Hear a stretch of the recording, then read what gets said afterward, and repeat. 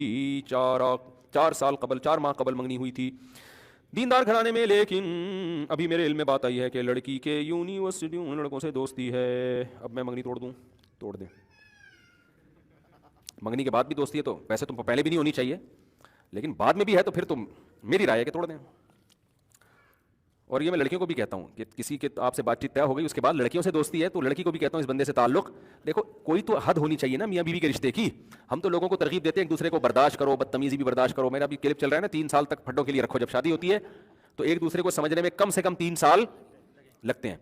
तो 3 साल तक जो झगड़े हो रहे हैं ना उनको सीरियस ना लिया करो, वो समझने में हो रहे होते हैं एक दूसरे को। 3 साल के बाद जाके अक्सर खत्म हो जाते हैं, कम हो जाते हैं, खत्म। फिर हफ्ते में एक दफा हो रहा है तो भी जाने दो, ये इसकी अलामत है कि इसके आसाब भी सही काम कर रहे हैं, मेरे भी, मैं भी दिमाग है अगर नहीं हो रहे इसका मतलब दोनों पागल हैं, या तो बहुत ज्यादा नेक हैं जो होते नहीं है, या पागल हैं दोनों। तो ये सेटअप चलता है, हमेशा चलेगा ये सेटअप, ठीक है ना। तो आहिस्ता आहिस्ता वो कम होते होते बुढ़ापे में बिल्कुल, फिर एक दिन जनाजा होगा, फिर वो खत्म बिल्कुल। फिर वो औरत यही कहती है कि हाँ इतने अच्छे आदमी मिले और वो पहले मर गई, तो आप कहोगे कि मेरी इतनी अच्छी, फिर लोग कहेंगे कितनी हंसी खुशी जिंदगी गुजारी, हालांकि शुरू में 3 साल तक लड़ते रहेंगे।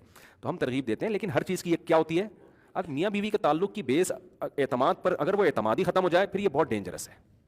फिर क्या है, फिर ये डेंजरस है, क्योंकि बहुत खतरनाक हालात हैं बाज़ दफ़ा सामने आते हैं, बहुत ही, फिर आदमी कहता है यार ये बहुत ही खतरनाक चल जाता है, क्योंकि 100% ना औरत आपकी निगरानी कर सकती है ना आप बीवी की निगरानी कर सकते हो, दुनिया में कोई भी नहीं। और ये छिछोरी हरकत भी कहलाती है कि आप बार बार बेगम का, जब आपको शक हो जाएंगे बार बार बेगम का मोबाइल झाँकोगे, आप मोबाइल चेक करोगे, ये कोई खानदानी काम है?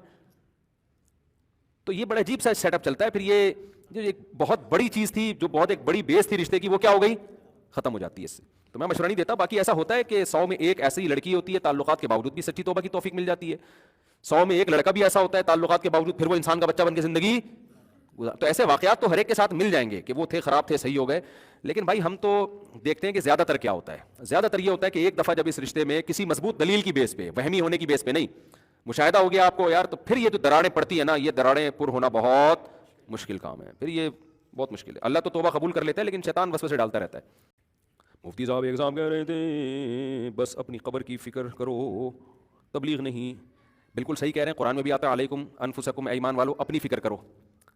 ऐ ईमान वालों क्या करो, अपनी खबर की, दूसरों की छोड़ दो, यही मतलब हुआ ना इसका। लेकिन अपनी फिक्र में दूसरों की फिक्र खुद ब खुद दाखिल है।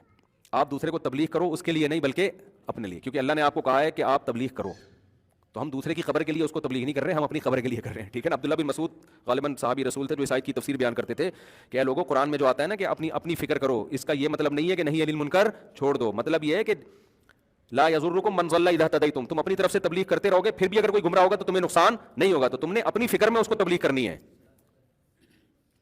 क्या ताज़ीम में किसी के आगे झुकना जायज़ है? जैसे हम बड़ों बुजुर्गों की नहीं, झुकना जायज़ नहीं है, ताज़ीम में खड़े हो सकते हैं आप, खड़े होकर फिर बैठ जाएं, खड़े रहें नहीं।